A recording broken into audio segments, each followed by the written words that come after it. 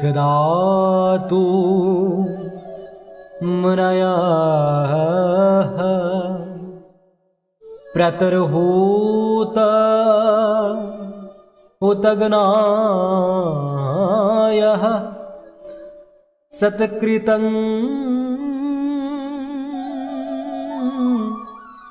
सितमासीनं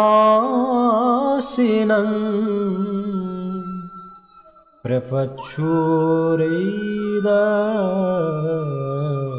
आदरा। একদিন প্রাতকালে সেই শৌনকাদি ঋষিরা হুতাগ্নিতে আহুতি প্রদান করে সমাদৃত আসনে উপবিষ্ট শ্রীল সুত গোস্বামীকে শ্রদ্ধার সঙ্গে এই প্রশ্নগুলি জিজ্ঞাসা করেছিলেন। প্রাতকাল হচ্ছে পারমার্থিক কার্যকলাপ অনুষ্ঠানের সর্বশ্রেষ্ঠ সময়। মহর্ষিরা শ্রীমদ্ ভাগবতের বক্তাকে শ্রদ্ধা সহকারে ব্যাসাসন নামক উচ্চ আসন প্রদান করেছিলেন।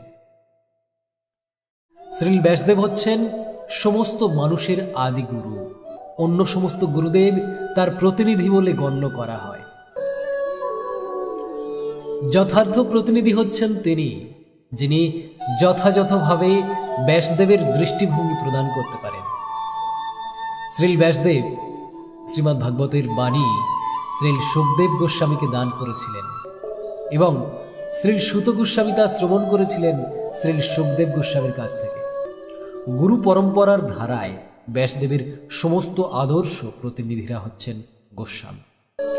এই সমস্ত গোস্বামীরা সর্বতোভাবে তাদের ইন্দ্রিয়গুলি সংযত করে পূর্ববর্তী আচার্যদের প্রদর্শিত পথ অনুসরণ করেছিলেন। গোস্বামীরা তাদের খেয়াল খুশি মতো ভাগবতের অর্থ বা কদর্য করে বক্তৃতা দেন না। পক্ষান্তরে তারা অত্যন্ত সাবধানতার সঙ্গে পূর্ববর্তী যে সমস্ত আচার্যরা অবিকৃতভাবে এই পারমার্থিক জ্ঞান প্রদান করে গেছেন তাদের পদাঙ্ক অনুসরণ করে তাদের কার্য সম্পাদন করেন। ভাগবতের শ্রোতারা স্পষ্টভাবে তার অর্থ ও হৃদয়ঙ্গম করার জন্য বক্তার কাছে প্রশ্ন করতে পারেন, তবে তা কখনোই উদ্ধত মনোভাব নিয়ে করা উচিত নয়। ভাগবতের বক্তা এবং সেই বিষয়ের প্রতি গভীর শ্রদ্ধাশীল হয়ে বিনীতভাবে প্রশ্ন করা কর্তব্য। সেই পন্থা ভগবদ্ গীতাদিতেও নির্দেশিত হয়েছে।